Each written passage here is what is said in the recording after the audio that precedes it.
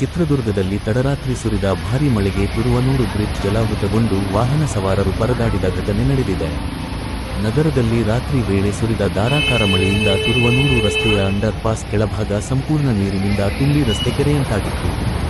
ಪರಿಣಾಮ ಸಂಚಾರ ಅಸ್ತವ್ಯಸ್ತಗೊಂಡು ವಾಹನ ಸವಾರರು ಹಾಗೂ ಸಾರ್ವಜನಿಕರು ಓಡಾಡಲು ಹರಸಾಹಸ ಪಟ್ಟರು.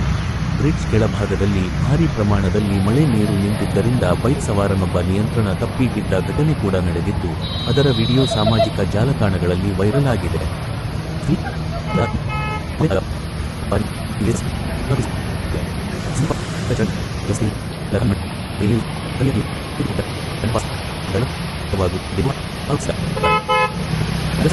ನಿರ್ಲಕ್ಷ್ಯದಿಂದ ಸಾರ್ವಜನಿಕರು ಸಂಕಷ್ಟ ಅನುಭವಿಸುವಂತಾಗಿದ್ದು, ಕೂಡಲೇ ಶಾಶ್ವತ ಪರಿಹಾರ ಕಲ್ಪಿಸಬೇಕು ಎಂದು ಸ್ಥಳೀಯರು ಆಗ್ರಹಿಸಿದ್ದಾರೆ.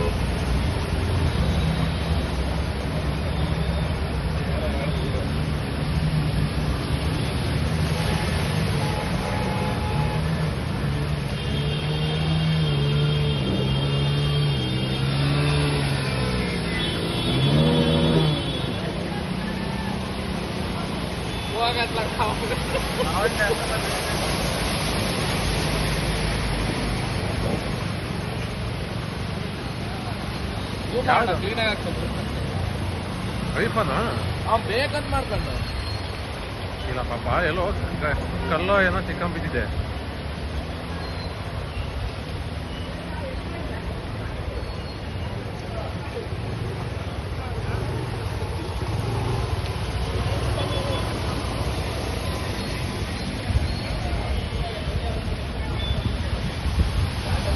ಕ್ಲಾರಿಟಿ ಇದೆ ಅದರ